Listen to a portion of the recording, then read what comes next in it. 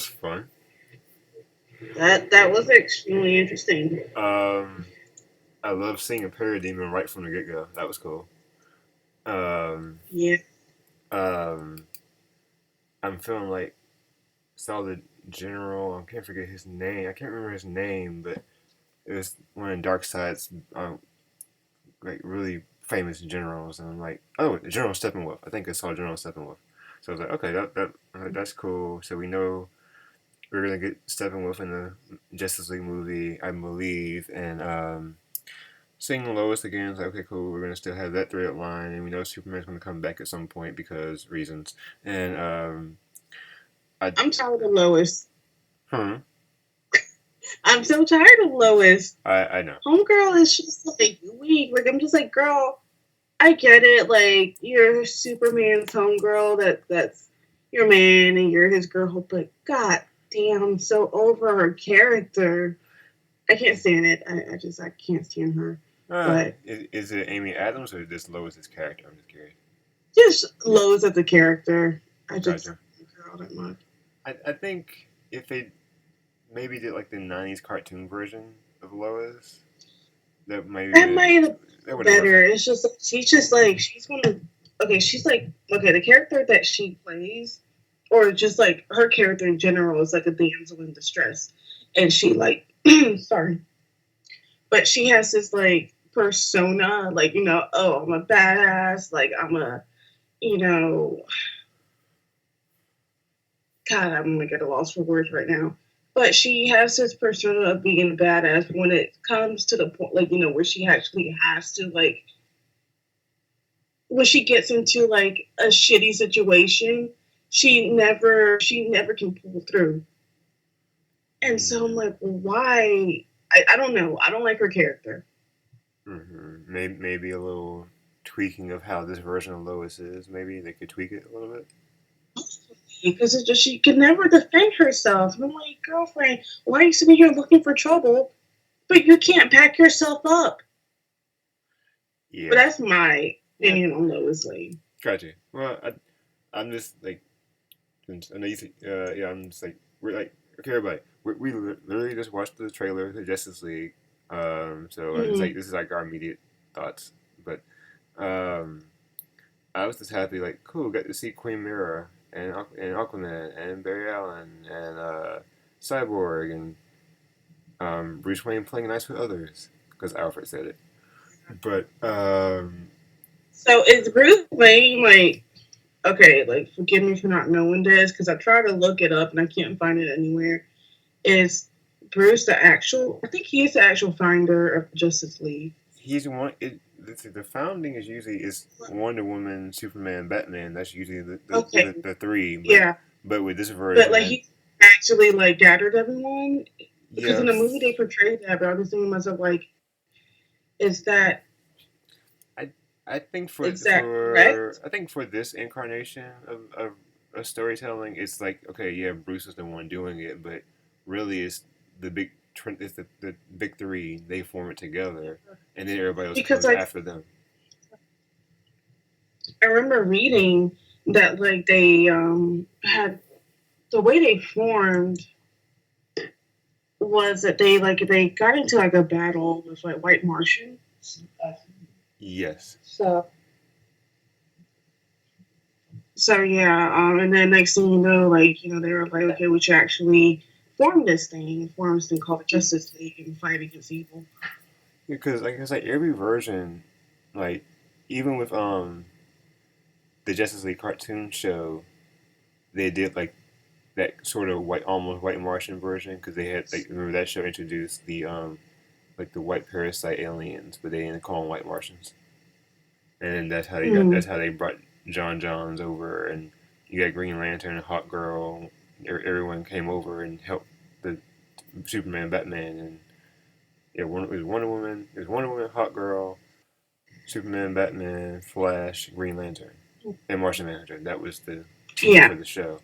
But this telling is kind of close, but they're going to just jump right ahead to Darkseid, which I'm hoping by the end of the movie it won't be Darkseid shoehorns the movie. I hope it's just like a big setup to like a part two where they Yeah. defeated the general, and then Darkseid's like, okay, I'm gonna show up for a bit, and then I'm gonna come back later. See, now I'm just hoping that they don't fuck this up. I'm Oh, really hoping they don't mess this up. Like, it looks good. It looks really good, but I just don't want it to be like Batman versus Superman, where I mean, Batman versus Superman was pretty good. It just it was boring. On top of that, once they got to the fighting scenes, I loved it, but yeah. I'm just like, I wish there was more fighting and less like dialogue. Yeah, And I know that's weird, but I get they I, need to I build up the story. I know It was it's unfair to say DC's playing catch up to like story building of what Marvel did for their cinematic universe, but like I thought Batman vs Superman was okay. I mean, I was a person that started the slow clap in my theater, and like people stared at me. I'm like, I liked it, but maybe because it appealed to my '90s nostalgia of Superman and Batman anime series. So mm-hmm. that's just me. But I thought, yeah, like I think I mentioned to you before, like what I thought how um if the story had been rewritten, what they could have done better. Like shoehorning Doomsday to the end of it, and then doing the death of Superman wasn't really necessary. It they could have, for a good transition to Suicide Squad, what they could have done was, have Lex Jr. working with the Joker and have some plot device where it's making Batman and Superman legitimately fight each other and making them have to go toe to toe until they realize, we're being played by these two people over here, and let's, put aside our differences and come together and stop the greater good and the greater evil of these two. And if you had to have Superman die, if you had to, it had to be some legitimate thing instead of him like the sacrifice play. You could have done, they still could have done sacrifice play just differently. But I'm saying that as like, the biggest Superman fan in the world, probably. But you know, to transition how the Suicide Squad began with, the funeral scene and everything. If you're gonna go that route, change it. Don't just make Zod Doomsday. But I digress. Yeah. But I love the trailer for Justice League. I have hope.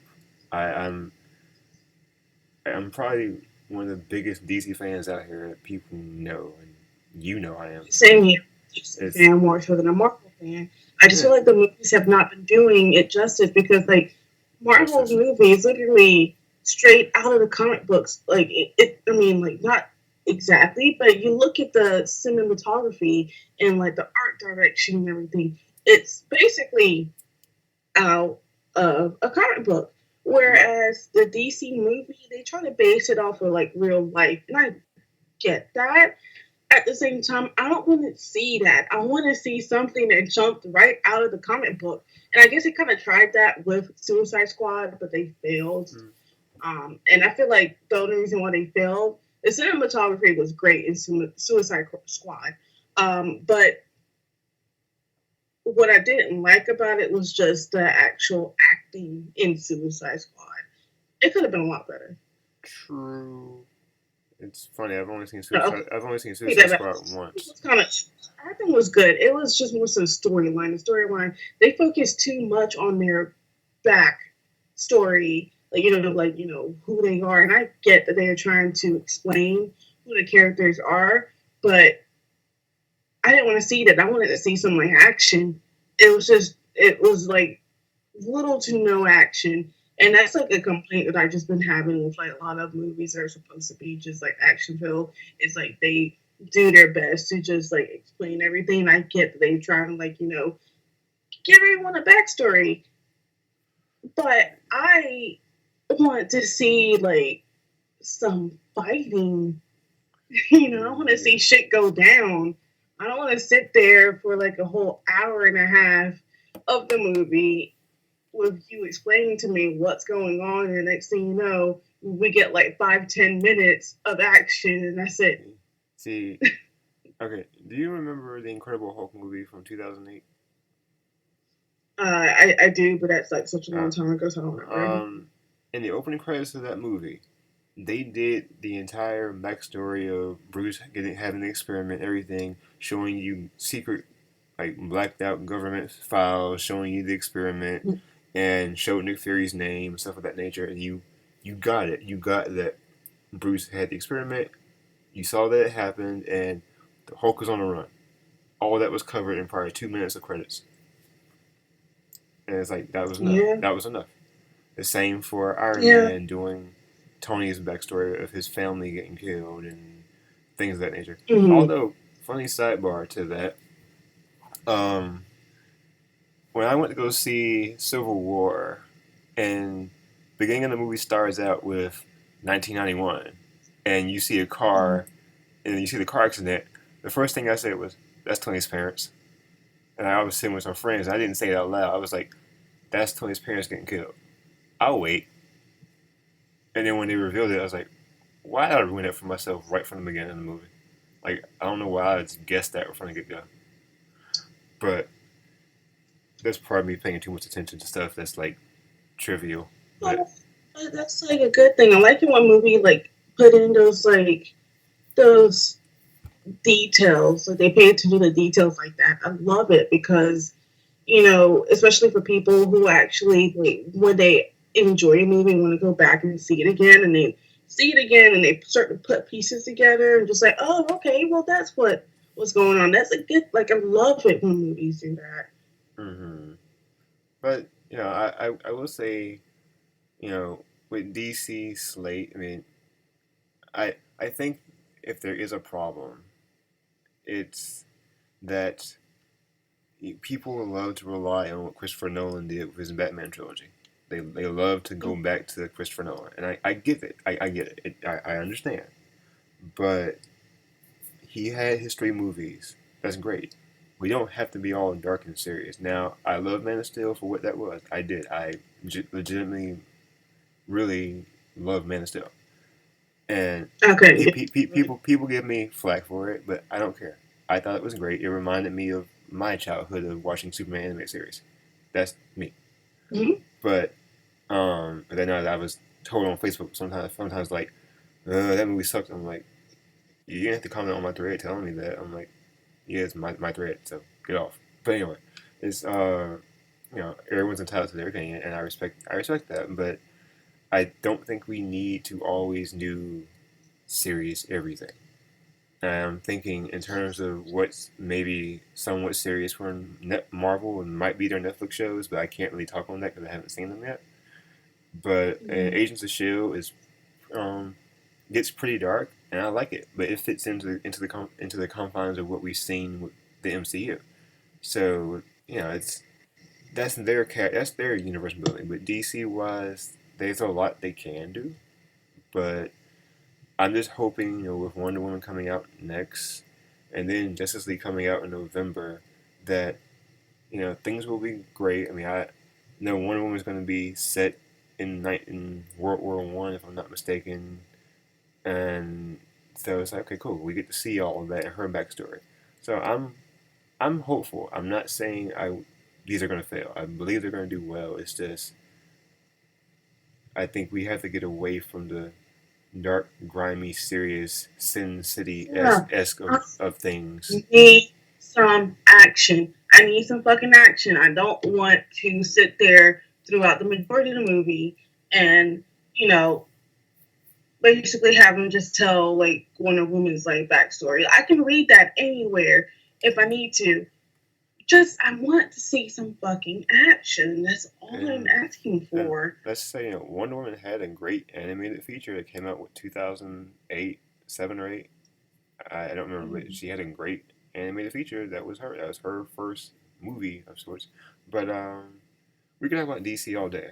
But Yeah. I wanted to say Well, apparently, I, I think they were talking about like a Arrow movie as well. Green Arrow, I'd welcome it. and yeah, that would be pretty cool. And so I think they were just talking about like the actors who would play Green Arrow. And for a minute, I thought that Homeboy from like the actual Netflix series would play him.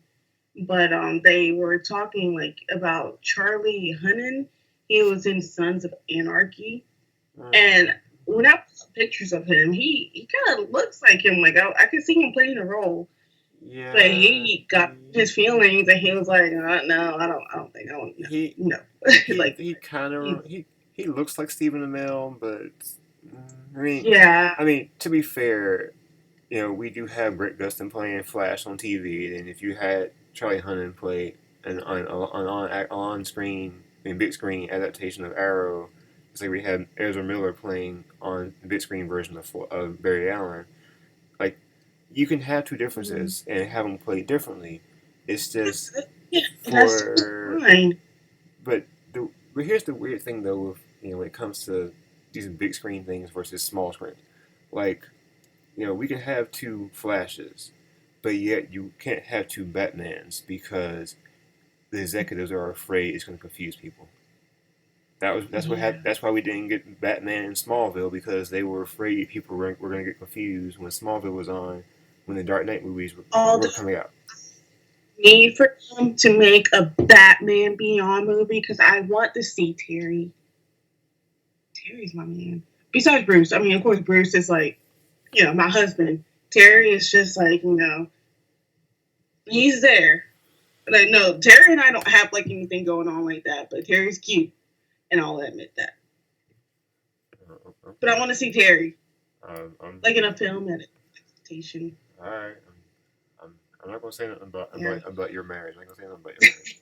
I'm just like, whatever. Yeah, but okay, yeah. Don't say anything to Bruce. Like, he's chilling. He's I chilling mean, right now, upstairs, doing his right now, like he's he trying might actually be out in the right now. I mean, he's trying to form Justice League right now, so don't worry about it. You're good. Yeah. But speaking It's not like of, I'm cheating on him or anything like that. I just said Terry was cute. okay, well, But he sometimes get off in his feelings. well, you do know that that technically would be your son, your stepson, then. Terry. Yeah, Well, I never said anything about him besides he's cute. That's all. I'm just That's what I saying. said. I'm just saying, Frankie. Gosh. All right. But if Terry's my stepson, I mean, like, I don't want two stepsons I because mean, you got that brat that's running around the place uh, acting a fool. Damien, he's a fool. Like, oh my god, no, he's smart, but he's a fool. I can't stand him. your family. That's the family you chose. Gosh. I guess Um. just got a family. But yeah, like I was saying before about Green Arrow, the movie, and Charlie Hunnam playing him, he kind of like bashed.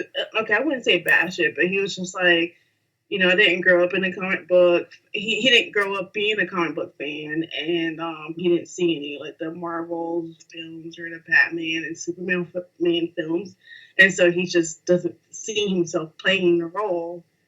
So I'm just like, I get that, and I kind of have respect for him saying like, like I don't think I'm a good match for it because some people would just jump on it, not even knowing who the character is, and they'll just jump into it, just like, sure, I'll do, and they fuck the movie up. So I do give him some respects for that.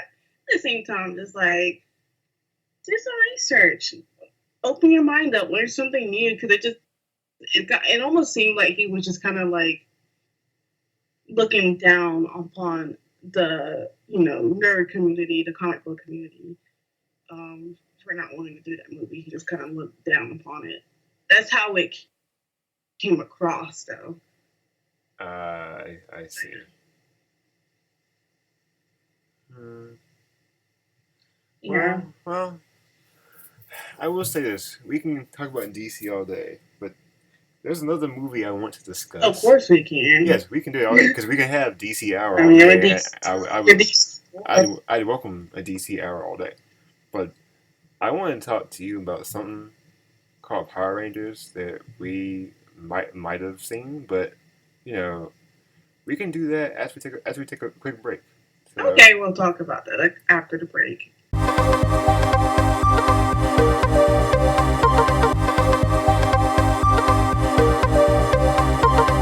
okay, everybody, we're back from our break.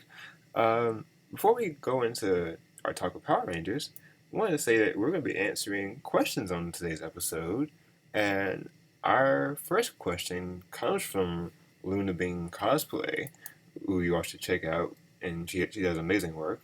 But her question was actually about Power Rangers, and she asked, "What were your thoughts on the Power Rangers movie, and what do you want to see in the sequel?" So, Frankie, I'll let you start. So the Power Ranger movie blew my mind.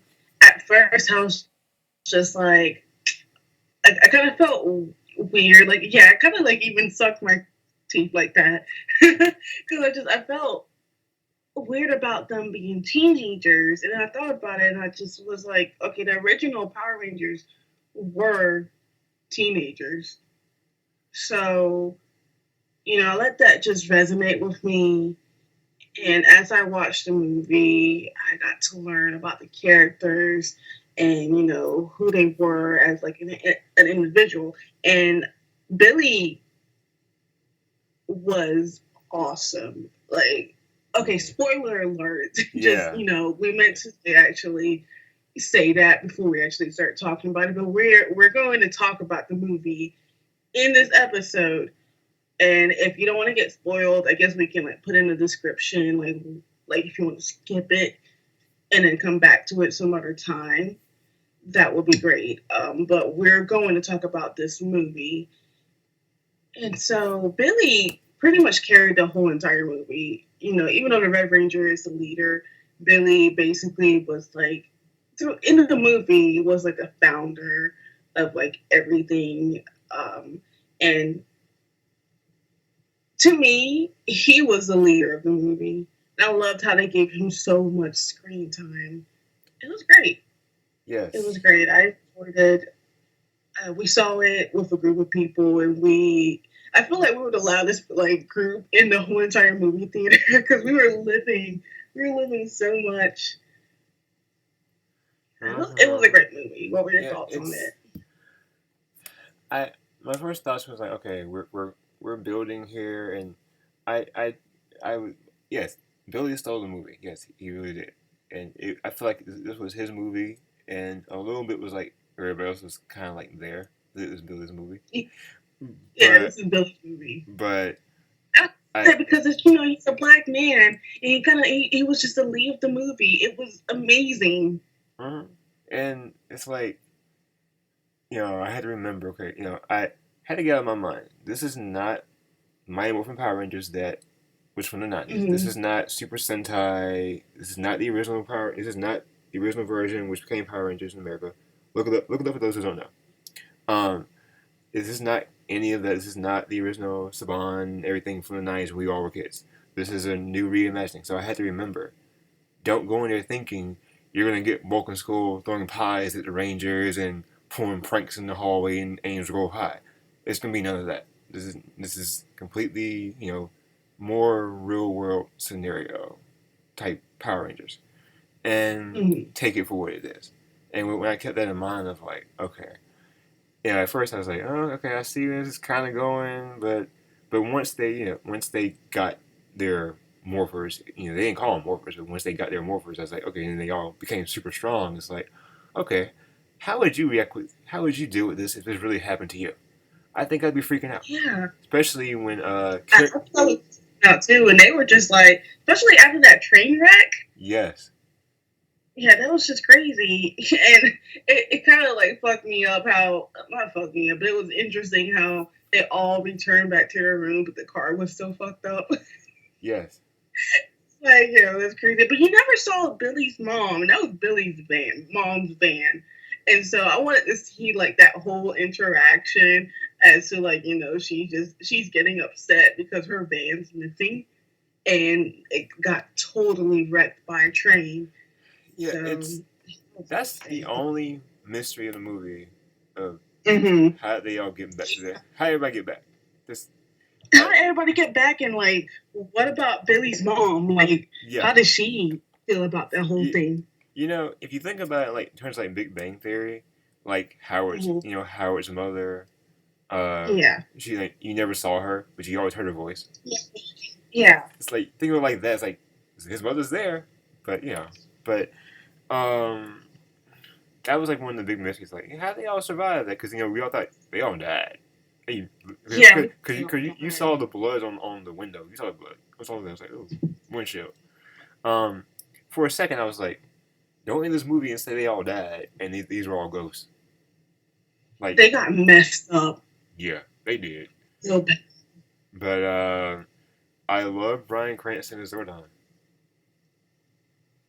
Zordon was pretty cool. And I liked how they presented Zordon, because in the original TV series, he was just like this beam of light Yes. in the center of the room. But they made him in like a screen, and like the screen was wide, and he was able to move around about in the screen, and like it was just great how they presented Zordon. I loved it. I love how he pretty much is like, I don't give a crap about you all. You all are not the Power Rangers. Get off my ship. It's like, ooh. Yeah, get off my ship. I was like, ooh. Like, you are here to serve me and have me come out of this dimension that I'm in so I can get out and do my thing. I loved how, because as a kid, I never really paid much attention to the original, background series.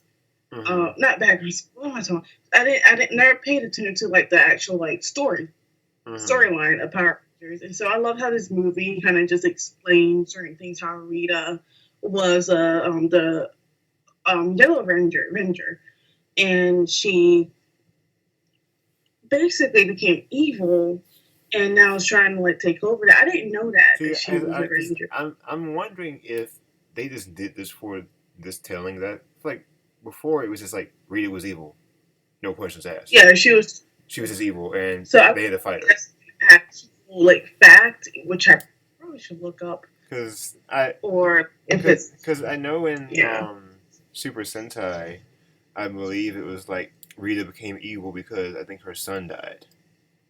Something like that. I think he died fighting the dinosaurs, I think. And she became evil. But in Power Rangers, when they brought it over to America, I think they just had like, she's the evil queen that lives on the moon. Or she was found in the dumpster in the trash can on the moon. And there's her palace right there. And, plot device, she's just evil, call it a day. There was there was really no like, she was, Zordon was this Zordon Alpha 5, and they're on. Yeah, because Zordon used to be the original Red Ranger, because I never knew anything about Zordon but him being a face. Right, that's all we knew. He was just a face. Just like weird looking lava lamp type thing. Now, I will say, in the first Power Rangers movie, when Ivan News pretty much killed Zordon, and you got to see him actually in a body form. That's true. That's right. I'm glad you mentioned that because I forgot about that. I'm adding that to our list of movies to look at. I have a crap ton of DVDs, but yeah, all I knew was this: the Rangers fought evil on a weekly basis or a daily basis, depending on however they show stuff in the market. And I think when I got older and started paying attention more so to the story, like when they got to Power Rangers Zeo and then Turbo in space and everything, you got to see how much deeper like the mythology was. Now, speaking on Zeo, okay, for those who are still listening who didn't take our warning and spoiler alert, the movie they talk about Rita wanted to get the Zeo crystal out of the Earth's crust, and that would destroy the Earth. And when they said Zeo crystal, I thought y'all talking about Power Rangers Zeo already? And we're like 10 minutes into this movie, and you're talking about Zeo Rangers? Oh, okay. I'll wait. But I was like, are they just doing that for a plot device, or is there some deeper Zeo thing that I don't really remember from a kid? So I don't have to go back and watch Zeo. But yeah, they kind of introduced the Green Ranger at the credits. Yes. So I'm there's a sequel, and I can't wait for it. Right. So. That movie was dope though. Like it was beyond amazing, and I want everybody to see it. Yes. People, there are mixed reviews. At first, I thought I was gonna like not like it as much, but Oh. after seeing it and then how they like intertwine the humor, like there's just like so much humor in it at the same time. It was like a good balance of humor and action. No, actually, I wish there was more action, but it was a good Yeah. balance of humor, drama, action. And then when they like finally like show the Megazord, Yes. That was cool. that was cool. That was like it was nothing like the original Megazord, but it was still cool. And then that like, the little clip at the end when he's like dancing and shit, the Megazord started dancing, moving his hips. Yeah. It's It's hip because like. like the Megazord thing. Yeah. Yeah. I want to go back and watch it again, just like I'm like dissect it more. But I agree with you. Like with the reviews being mixed, I was like, am I going to hate this? Because when I had one person said, "Don't waste your money," and I'm thinking, I enjoyed it. So. I loved it. But I loved it. Just out of but this world. but back to Luna Bean's question, what would you want to see in the sequel? Well, of course, I want to see the Green Ranger since they introduced the Green Ranger. What's her name? The two little like what you call them? I always forget their name. But the two people that just kind of like messed around with the Rangers in high school. Bulk Skull. Yeah, I want to see them in the sequel. Yeah, I mean, yeah, you could give us Be you funny. yeah, cast Bulk and Skull, and that would be fun. Have them be. I just if you just give us the same actors that played them before, that'd be great. But if you have to get younger people, keep it as a teenager mind route, then you know, Oh, you can always like make them as teenagers, but just kind of resemble the original characters. yes, that would be dope. Um, Yeah, I I will see them in the sequel. I want to see them. I'm thinking And I with was like, say it again.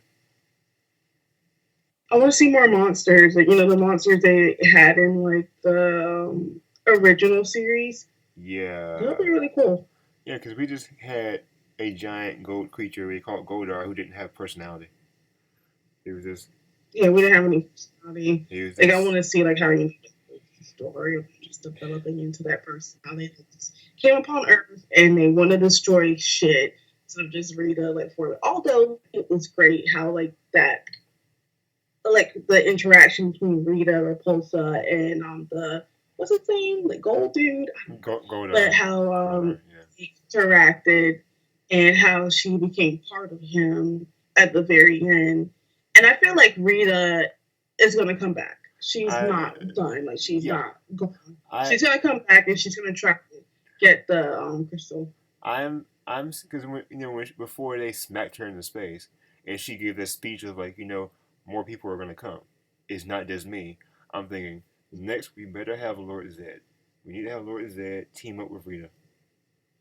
That needs to happen. Yeah. But with us having I feel like someone's gonna find her in space. yeah, Lord Zed probably, hopefully, I hope it's him, because then it would have a reason to like bring the couple back together, or or how they had the story arc where she corrupted Tommy and made him the evil Green Ranger. I feel like that's gonna happen. Yeah, that's right. Tommy was evil for a while. Yeah, But I really need to go back and rewatch the whole series. Like it's been such a long. I haven't watched it since the '90s. gotcha. To be honest, no, actually, I take that back. I watched it like in early 2000 when they tried to replay it on Disney, and they kind of like cut the whole thing off. But it just played like some of the newer Power Rangers. But I haven't watched like the original series in a very long time. Oh, I haven't either. But yeah, there's a lot I want to say. I would say I want to say just encourage people to see this movie. Don't Please do. don't stay on the fence and like I don't know. Like no, treat yourself. You You deserve it treat yourself. Trust because me, it's because just amazing. It's beyond just because wow. It's because wow. because Movies wow. because It's wow. this like you said, we were like the loudest people in the movie, especially when they showed the Zords running together and they played the theme. Yeah, the And theme song, we and it went wild. yes, we all like lost it, and it's like okay. I'm holding back excitement right now just thinking about it because I'm so excited just thinking about how, like, just seeing that screenshot Mm-hmm. and you see like Zords just like running together, and then you just think about the original Power Rangers and Uh, how they how like just seeing that it was nostalgic. It was quite nostalgic, and I I loved it a lot. there's only one thing I don't want to. I agree with you, but there's one thing I don't want to spoil. There is a wonderful cameo toward the end of the movie. I don't want to spoil it for anybody. That's the one thing I don't want to give out. Is the very wonderful cameo because when you see the faces, you're gonna freak out.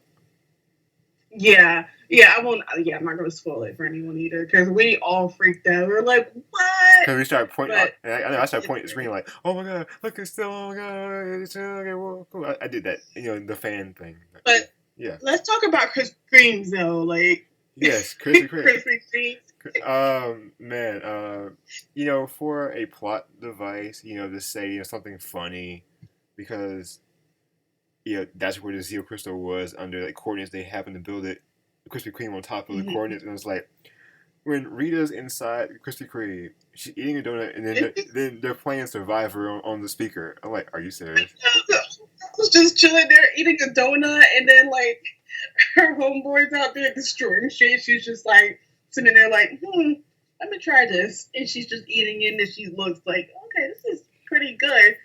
That had me on the floor dying. Because when they said Billy's like, is that the Krispy Kreme? She's like, it's a magical place, the Krispy Kreme, and I lost it.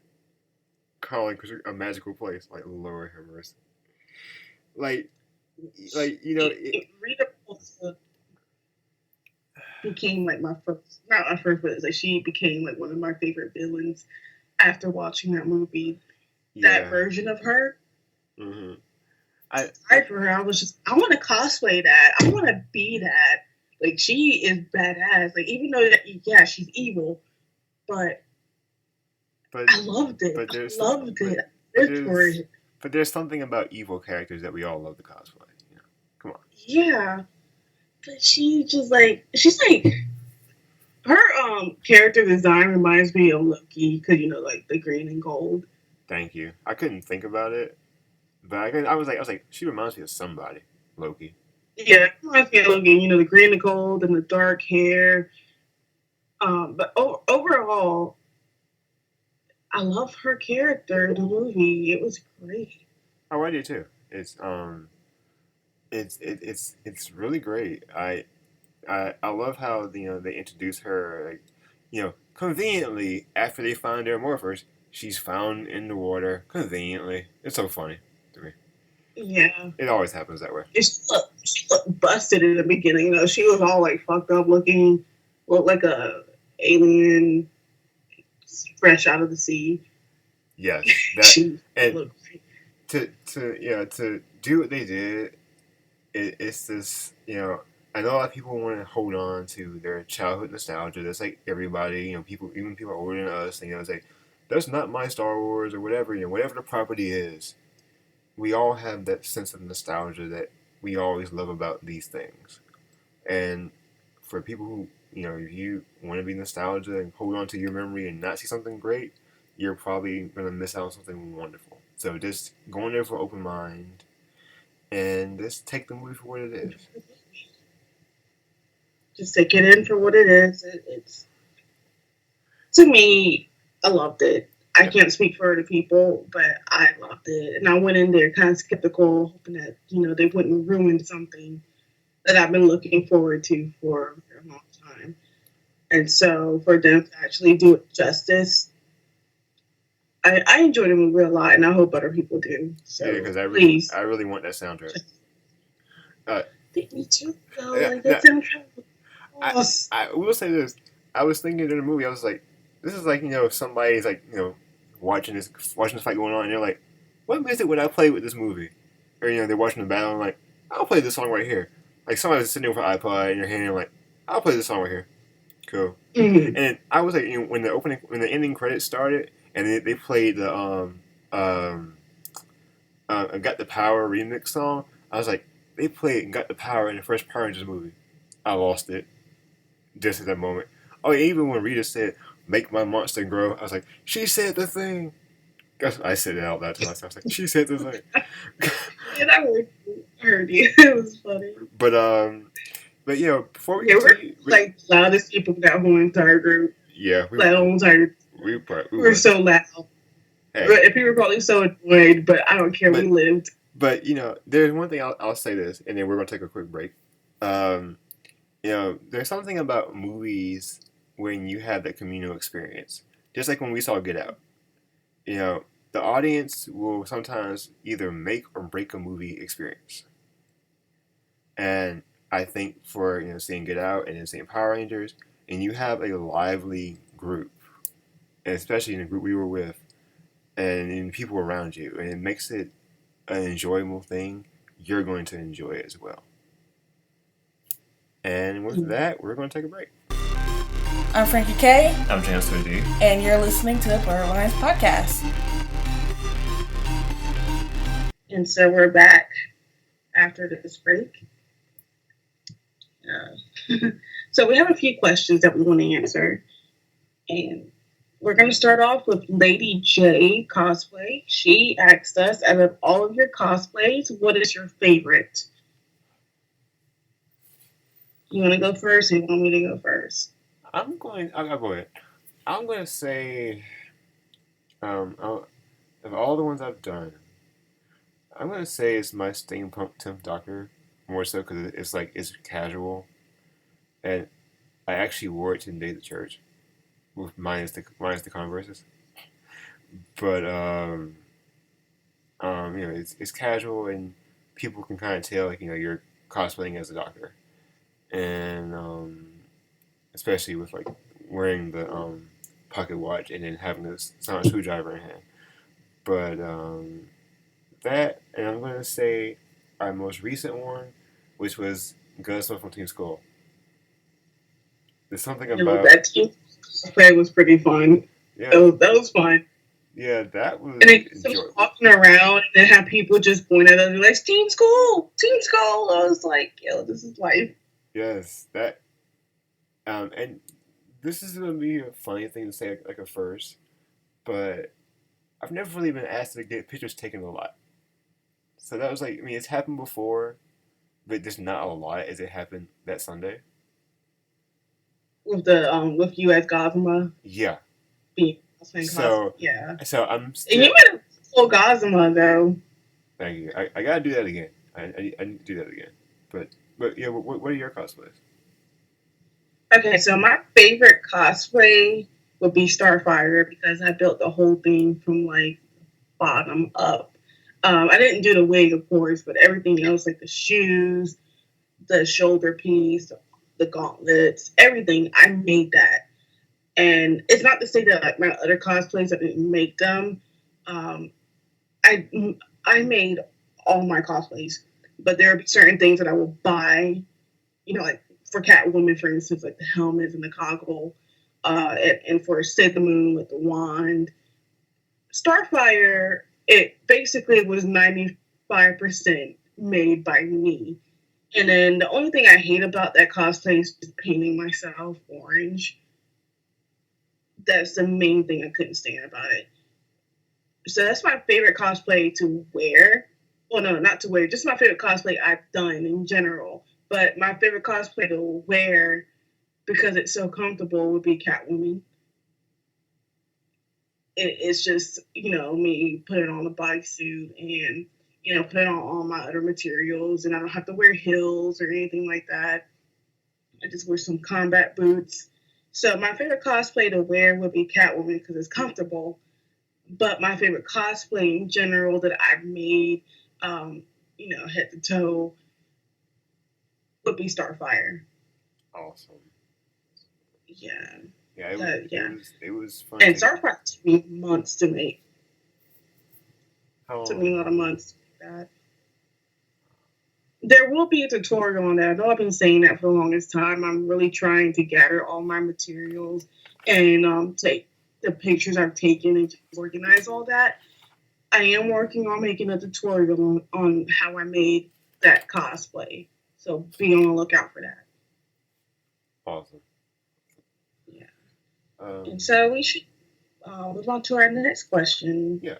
Our next question comes from Tifron, who asks, "What is everyone's most anticipated movies and games of the year?"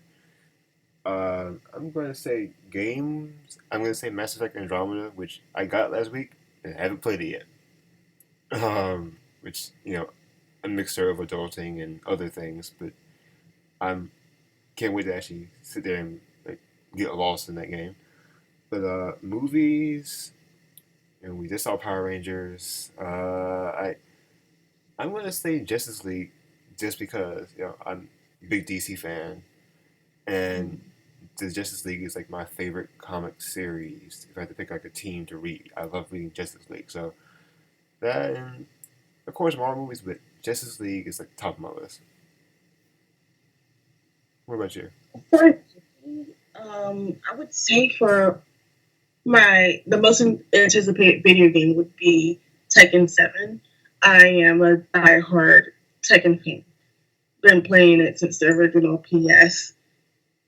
And I've been playing that game since I was a child. Fell in love with the storylines, the characters, and just to see that they're coming out with the seventh installment. I can't wait for that game. I really want to play that. I'm working on a Tekken 7 cosplay as well, so be on the lookout for that. As for the movies, I want to say Wonder Woman would be like one of my most anticipated movies. I can't wait to see that. Also Justice League, and then movies that's not on the big screen but an animated movie would be the Teen Titans Judas Contract. I can't wait to see that. Yes. That's gonna be awesome. Right. So yeah, that's my answer to that question. So I forgot about let's I forgot about Judas Contract. Like I'm looking forward to that too. yeah, God, that's gonna be awesome. Especially me cosplaying as Starfire. It's like it's so right. It's fitting. Yeah. Okay, so the next question is asked by Alicia, and she asked, which DC character should be given their own show in the Arrow universe? And I have an immediate answer for that. It's Vixen. The Vixen is badass. Vixen doesn't get enough screen time. Vixen should get her. She has her own like animated short, but she there's like 5-7 minutes long. She needs like either a whole entire like 30-minute series, where they have like 10, 15 episodes a season. That's what she needs. And she did make a cameo on Arrow, the Netflix show. No, it was on CW. Yeah. But, she made a cameo on that, but and I want to see her actually have her own entire like show in general. Yeah, because I mean, there's a in Legends of Tomorrow, they do have like Mari's, I want to say, grandmother on. I mean, she's still Vixen, but it's not. I think a lot of people know Mari McBride, I think's her name. But I agree, Vixen needs to have her own show, and she does. I mean, animated is great. Don't get me wrong, I love animated things, but give her her own hour show. Put it on that Arrowverse block. Yeah. Well, not only that, like for the animated shorts that they make of Vixen, it's only web based. You can't catch it on the original CW network. No. No.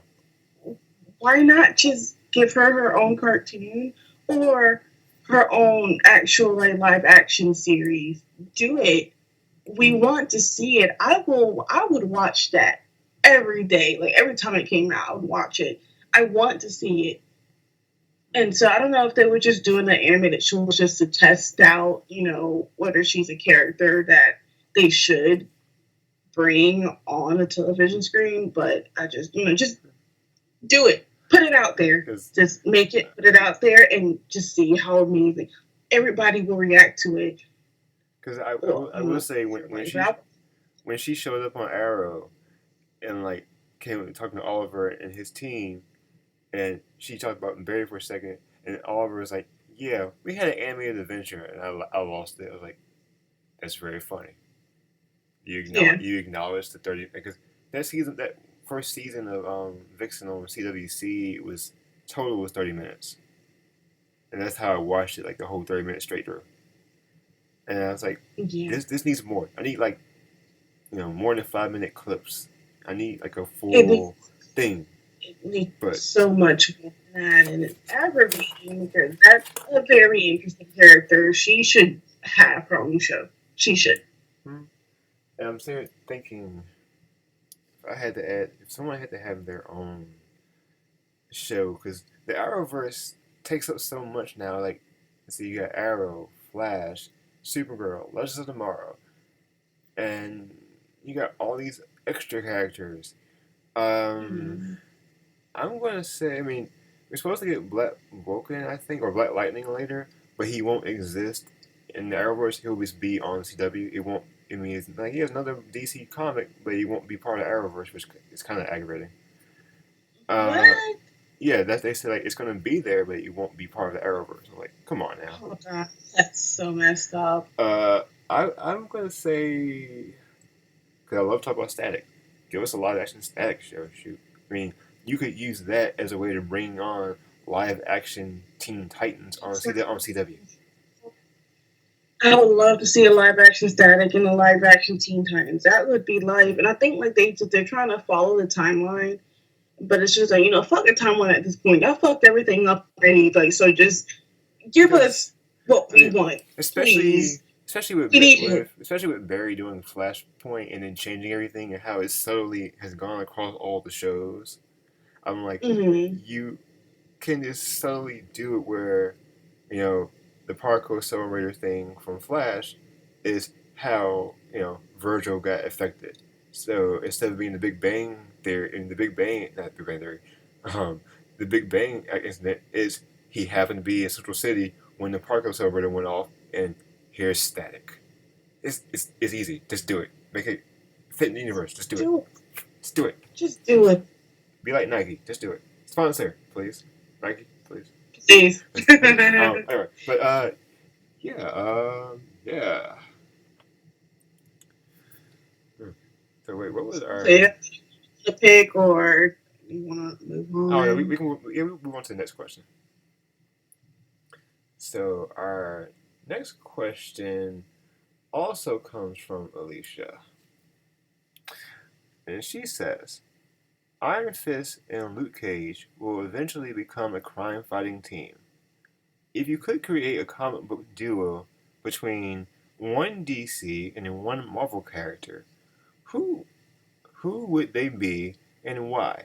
Choose two characters who could use or benefit from the matchup.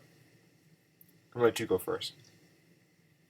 Okay, so originally we kind of discussed this, but I would say Storm and Wonder Woman, but I believe they already have like their own comic book where they meet up and do their own thing. I also thought about it, and I feel like I know Batman is such a cliche character to pick, but Batman and Black Panther would be pretty cool together because they're both rich. Black Panther, he's the king of Wakanda. Bruce is, just this multi-millionaire, and they're both smart as hell. They, technology, they know all that stuff. So I feel like they would be a really cool duo to work together. They both know martial arts and they can fight. I think that would be my pick. Mm-hmm. It's funny. What about yours? Originally I said Captain America and Static, I'm going to change it to Captain America and Batman. So yeah, I'm pulling for Batman too. um, because you have the Steve Rogers, he's this archetype, and then you have Bruce Wayne on the other hand, who's going to be this way as well, and you're going to have the two of them match where Cap's like, you really can't be treating people like this, but yet they both beat people up, and do what they have to do. But it's like, how do you have these two moral systems match? And it kind of reminds me of the comic book called Justice League of America Avengers, and when they have to fight, it actually is Batman fighting Captain America, and they both realize they're like, I could beat you and you could beat me. There's something going on here, so let's not fight. Let's just figure this out. And I was like, they work pretty well together, so I could see that happening. But the reason I said Cap and Static is like, Static would be Cap's protege, of sense. And since Cap can't fly or anything, Virgil, he can use his power, using his surfboard or trash can lid, whatever. And he can get Cap out of some oh shoot, Virgil having Cap's shield and fly around the shield. I'm just saying. Oh my god, yo, let's make. Oh my god, why isn't anyone making that happen? No, like Virgil flying Captain Shield. Wow. I just thought of that on top of my head. Just thought of that. But yeah. Wow. Yeah. Yeah, I'll live for that. If I've ever seen that, like like a film or something, I'll lose my mind. Oh yeah. But we have more questions, but we're gonna save more questions for next time, unless you want to answer another one. Yeah, we're just gonna go ahead and wrap it up here with the whole questions. Gotcha. Yeah. We'll go ahead and we'll answer that on the next podcast, the rest of them. And if you have any more questions that you want to ask us, feel free to do so. We need more questions to answer on the show. Yeah, so. Please write us on our Facebook page or on Twitter. But we do want to say thank you to everyone that submitted questions for this episode. Thank you so much. Yes, it means a lot. Yes, it really does. We couldn't do this without you all's help. But lastly, before we release you all to the interwebs, just want to say, thank you to everyone who supported us in our last few episodes of talking with DMC and the Black Heroes Matter 2.0 panel. I do want to say, it was an honor, privilege to be able to speak with DMC. Yes, it was. That was very enjoyable, and getting to get some inside scoop or some real insights on the industry from his perspective. What were your thoughts on the interview and everything? Yes.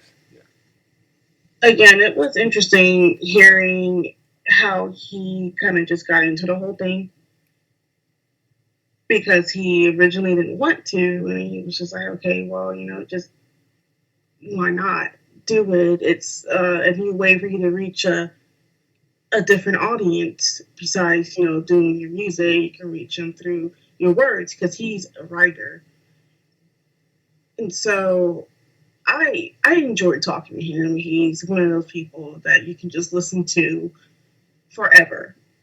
It just, he'll talk and talk and talk, and you'll just soak in every single bit of information he's giving you, every bit of advice, every single story. You'll take it all in.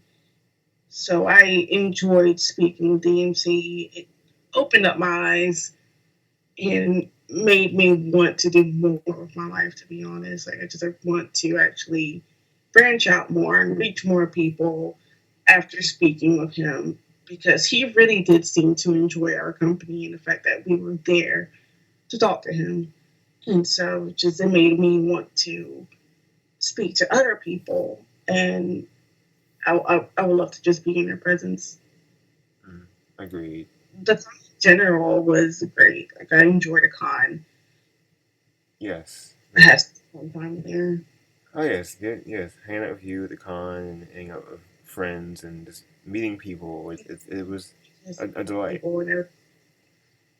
Um, I'll say being at that panel that Saturday, that was very intriguing. Very. It was like the highlight of my day. Just hearing people who are people of color, and they're well known in this industry, whether it's cosplay, comic book, the animation, music. They're well known, and for them to just talk to us and give us advice like that is so meaningful, and it's inspiring to see people like that. I just one of these days I want to be up there, talking to people and letting them know, like, just basically giving them some advice and information as to like how to just make it, how to just be part of this industry and be yourself. Yes, you can do that, and you'll get there. So I really want to do that one day. So contact your local conventions and ask to bring the Blerdlines Podcast to your con. Do it. Yes, Do it. we forever grateful. We love to meet everybody. We love to just sit there, just hang out, have a meet and greet, or just have a panel and talk and answer everyone's questions. We would love to do that. So yeah, contact them and let them know like you want to see us there. Now, with all that being said, I want to say thank you all for enjoying our episode and listening. And please let us know what you all think in the comments below. And we'll see you next time. We're gonna peace out. Peace out.